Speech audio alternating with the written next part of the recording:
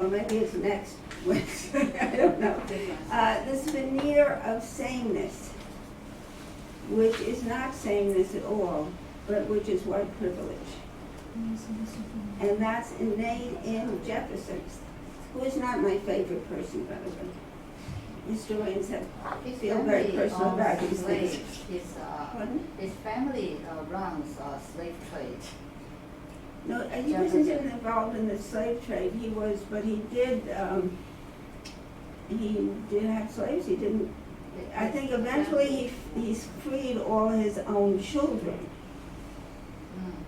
That he gave birth to with a black. Yes, but he's very torn because he's committed to sort of the French Revolution. I mean, it really inspires him, and then he can't deal with Haiti. It confirms his fears, but then also, yes, the imperialism of the American continent.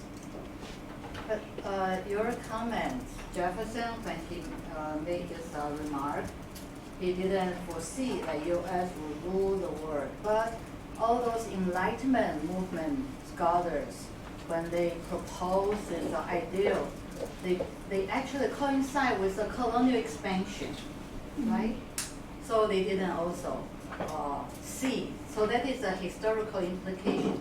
They are implicated in the moment when they propose their ideal, but the political economy and also this institution and this expansion or the need, the demand of their local economy will force them to move out. So agriculture, right? So that is the tricky part of history. And that also shows very clearly in this person. He made all this remark very ideologically, but in his literature, in his poetry, all these signs portray himself, right, of his racist or his hidden fear. Yeah, that's very.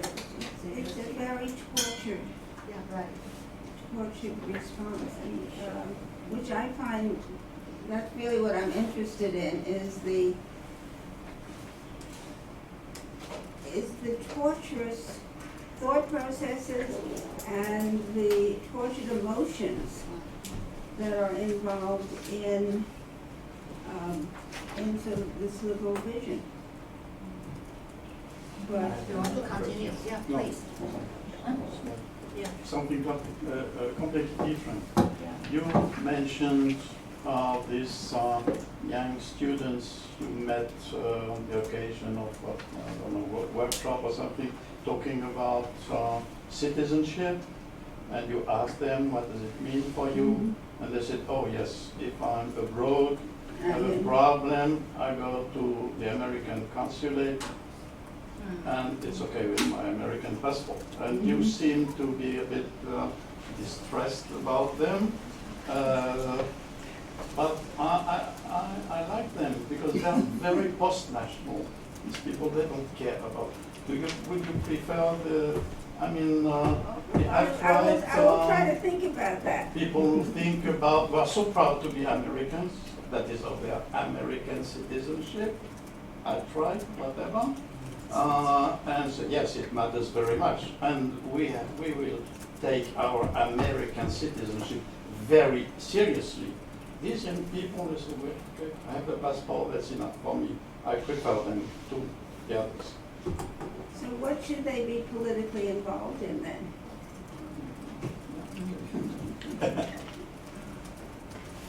Yeah, could we imagine a borderless world? That it was, as you also mentioned, could we live in any society without, small government is good, small state is good, right? But is there any possibility that this community could move on without sort of state or the government? This is what you were also discussing. Yeah. So without border, without management, any army could intrude, any forceful financial capital could root or just penetrate. And there's no local economic autonomy or no local democratic process to decide how they want to live, how they want to shape the city or state of society. So when we talk about state, it doesn't need to be a big state, but a government, a state that's formed by everyone. Everyone has a space to intervene or to participate. Otherwise, of course, anyone can change this, move away, and live in another society and participate politically. Right? So that is it. Just follow up with your.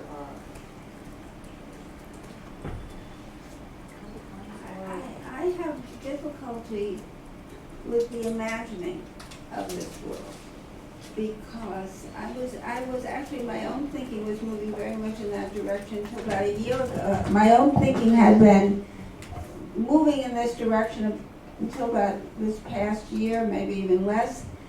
And then I began to think, well, a discussion Rod and I had years ago now, we want the state to do certain things. We want health care. We want, hopefully, free education. We want things of this sort. So where would this come from in a stateless society? I don't know. I once said, well, we need the federal state to protect us from the states, and now with California, we need the state to protect us from the national government in terms of climate control issues. I don't know how we do, who challenges the capitalist in a stateless society? On the other hand, I think we're in a global economy now that, in fact, capitalists do enter our country, and there's countries, and there's not really much we can do about it. Because there isn't, capitalism has transcended nation states. Close unplan of economic system in the world, right? It has to be, but someone or some agency has to deal with the fair. But then people are afraid of these large, distant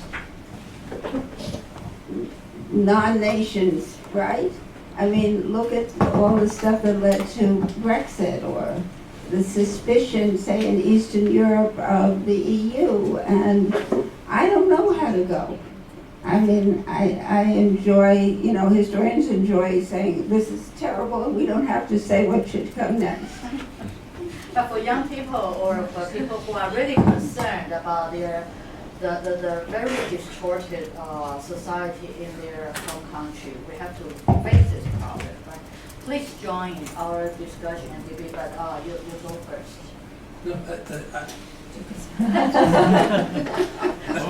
No, just one sentence. I don't know where you came, how you came up with the idea of a stateless society. This was not what we were talking about. Okay. What are you? For the nation state, that's different. National state. Okay. I wanted to go back to this key idea of democratizing democracy. Yes. And I think that the other way to put the same idea, in other words, is making democracy more inclusive. And the whole civil rights movements in the United States, the feminist movements, etc., and it was an uphill struggle, was in fact about making Yes. US democracy more inclusive.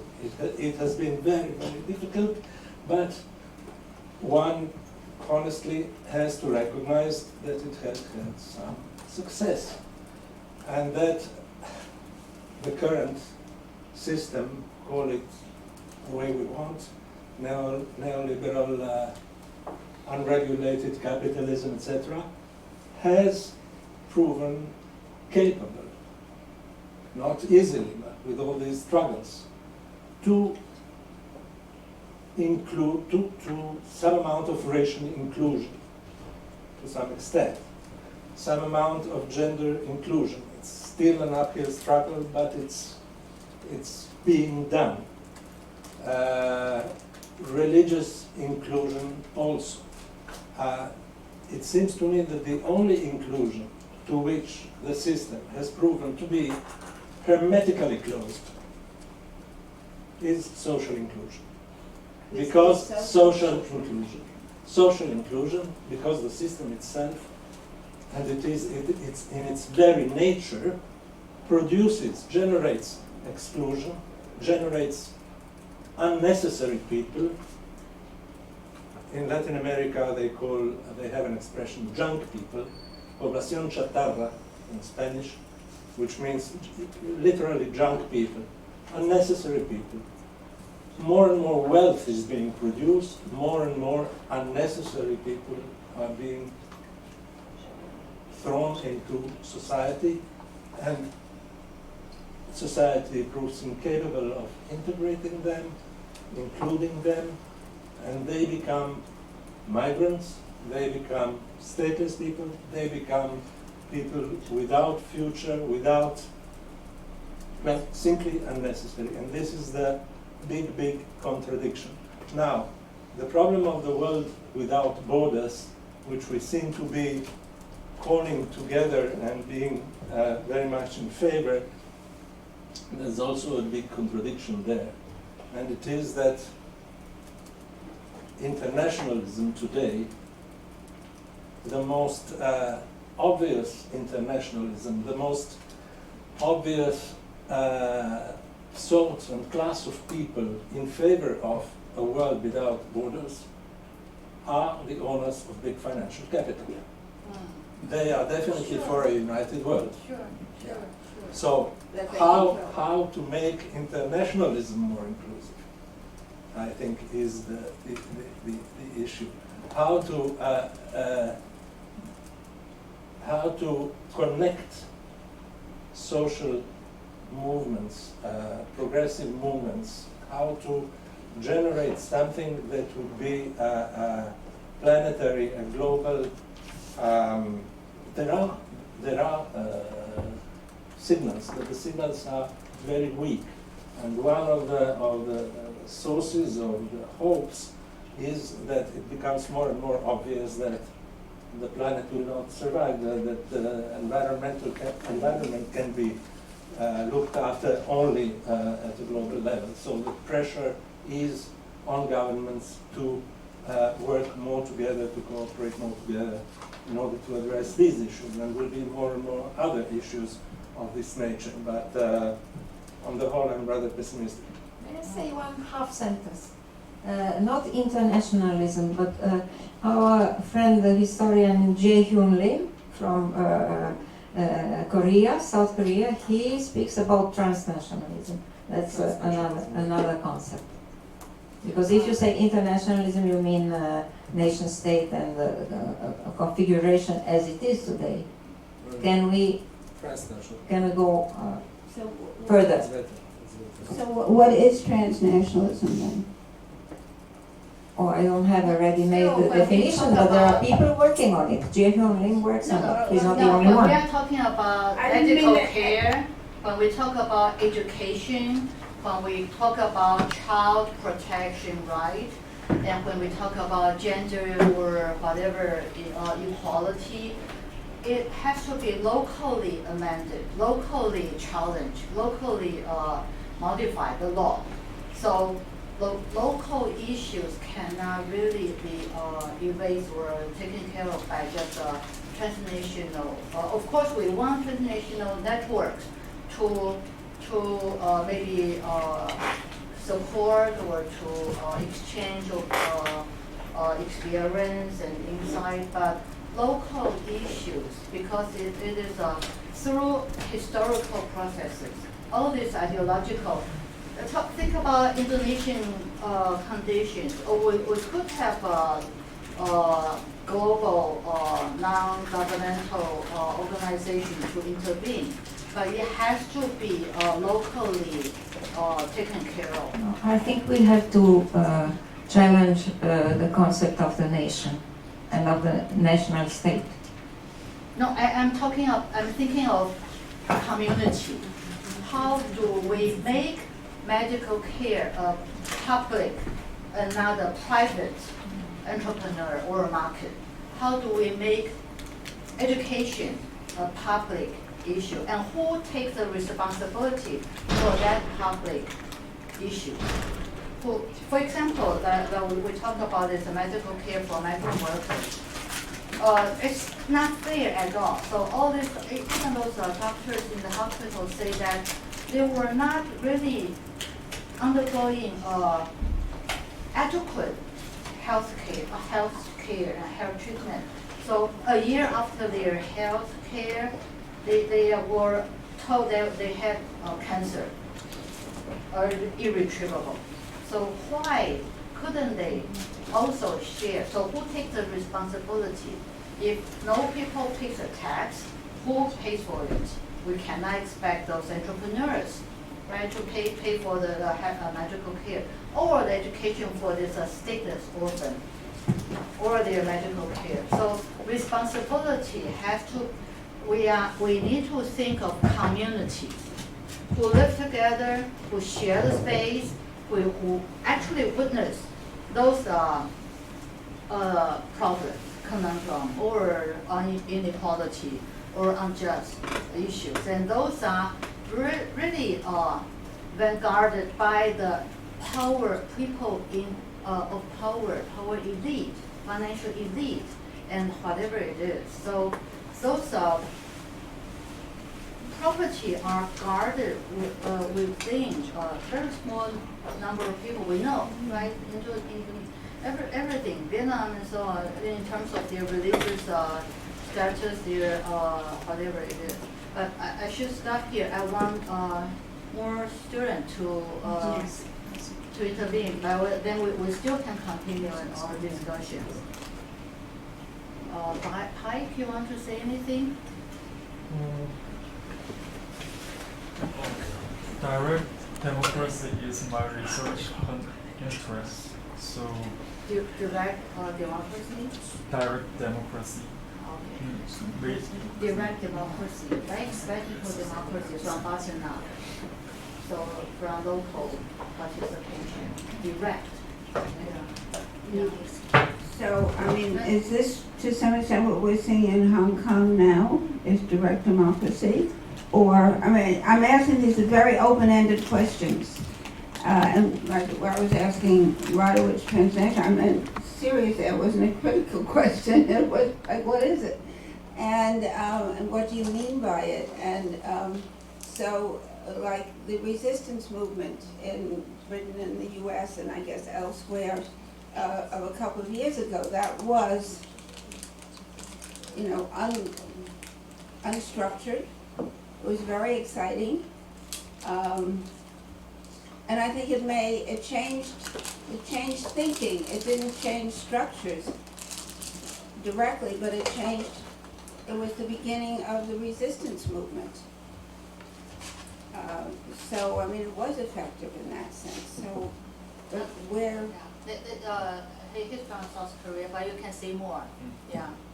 I think that I think we can pass this on.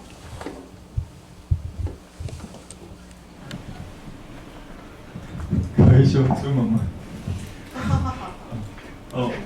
我觉得世界上有很多问题，可是国家没办法解决那个每个小小的问题，还有很大的问题。我觉得每个市民在一般生活里面是他的状态是课题，政治方面、政治参与、社会参与方面的课题，不是主体。所以最近韩国现在那个 Candlelight 革命，那个是非暴力的，然后我们是好像我没有那么期待国家的教育，因为我一直想要怎么教育才可以大家市民有市民的想法，怎么参与社会活动、政治活动，可是我 he was saying that every individual would confront different types of difficult situation in different locality, and we cannot really wait for or expect the country, the government to take care of everything, right? So when he think of direct democracy, one example he was referring to was this very massive and lasting candlelight protest movement in South Korea, right? Lasted for a long time. Yeah. So you continue.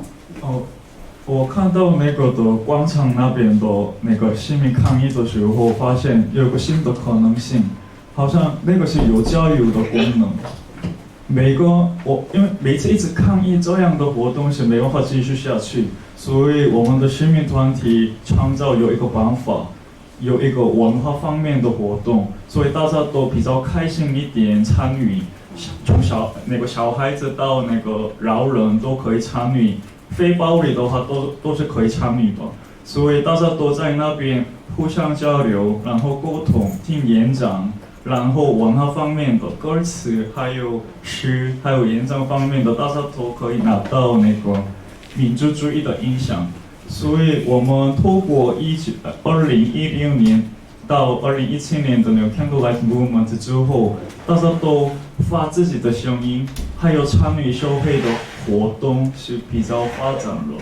所以我觉得每个市民如果有一些广场在那边一直参与活动，然后市民的那个社会参与还有政治参与的有新的可能性，我们可以一直创造有一个参与市民的文化还是活动。那个延续了几个月，那个烛光的那个几个月多久？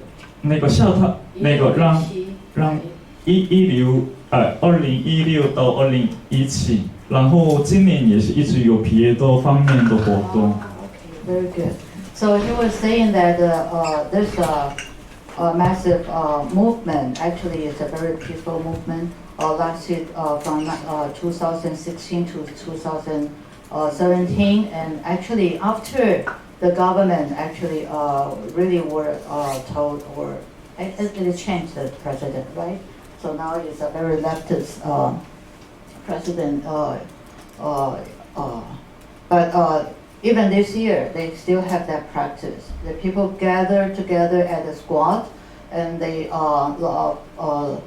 had communal activities. They had cultural activities or lectures, or they have different forms of educational activities. So he was concerned how this education could be really pervasive and prevailing and can touch everyone.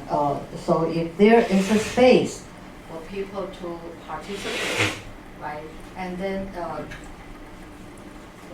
auto battery.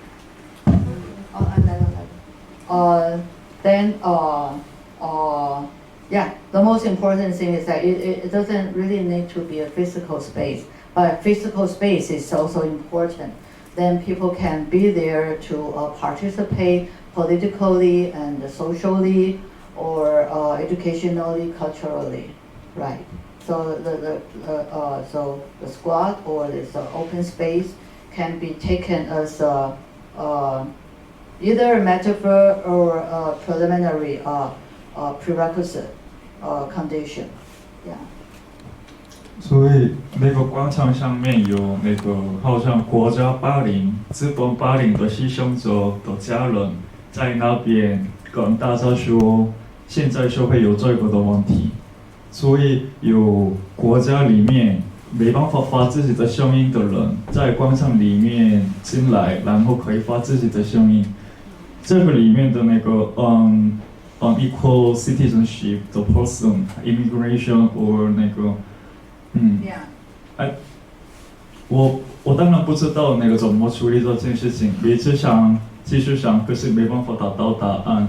可是如果进行每个市民在广场那边参与活动，然后互相继续可以沟通的话，我们可以慢慢可以找出有一个办法，因为社会上面的问题是都是大家都看不到的地方发生的，对，没办法跟别的人沟通的。沟通是最重要的，大家都知道这个的问题的时候，可以出现有一个可以解决的可能性。当然不容易说可以解决，可是大家都知道的是，我觉得蛮重要的事情当中。Yeah, so he said that for those people, That's okay. for those people who were really persecuted or oppressed or marginalized by the state or by the capitalist entrepreneurs, they don't have any way to voice their condition. But in this open space, they can speak up and can share so that people can have this channel to exchange their ideas. But for the question of migrant workers or refugees or stateless persons, he doesn't know how to solve the problem. But if that open space is open to all people, right, including migrant workers, including immigrant, refugees or stateless persons, then that is a shared space, right? But we can also try to think that space could happen in all communities, right? It's possible, and all different kinds of channels that can be made available, right, to publicize, and so on. So, yeah, just keep on going. I did that. How would you politicize this space though? I mean, it's one thing I think, Okay. you want also then to politicize this space. It's just not a park, it's a place for gathering, and that's the connection I'm not quite seeing. Yes. I mean, you have this sense in marches, where you're marching with people, and if it's a large enough march, you're marching with people you don't know, and then this can be a gathering. And I mean, for instance, the original Women's March, then a lot of women started to enter politics, and they ran for office, even if the local, dog catcher or something, the library board or something, up to running for Congress. And this happened because they met in a march, in this public space. But I think what you want to do is to make sure that this space is politicized for collective action. So that is not just keep everyone, all the people's company, but you need to have an agenda to appeal. Okay, so but how to come up with this agenda that can challenge the current situation. So that is you intervene, you participate, but you also intervene and challenge, right? Just like the Hong Kong people, they have their 5 appeal. Yeah. In terms of democracy. Yeah, they have an agenda. They have their agenda, so. Well, even like in the resistance movement, they would take over a park, and they would live there. And, they'd have a hospital, they'd have a school, they'd have daycare services. I mean, I'm thinking of one in London, and they were establishments, and it went very democratically. I mean, so that, but it was effective. I mean, everyone looked at it and they said, this is, what is this? And they didn't think things would come out of it, but they did. But it was, at the same time, very political, very self-consciously political. Other comments, question? How about situation in China? Yeah, Alan. I notice in the way you do things, you work, which I like very much, with it, that way of picking up a character, somebody who has been completely forgotten, and making something out of it. What I would like to ask is whether you do it just by feeling, or do you relate it to theories, dogmas like microstoria, Italy, Ginsburg, or Foucault, of course, in Famous Men, things like that? Or is it just your way, usual way of working, or do you make a theory out of it, or something like that? A philosopher's challenge. You know, I don't think theoretically at all. I think very concretely, I'm afraid. It's,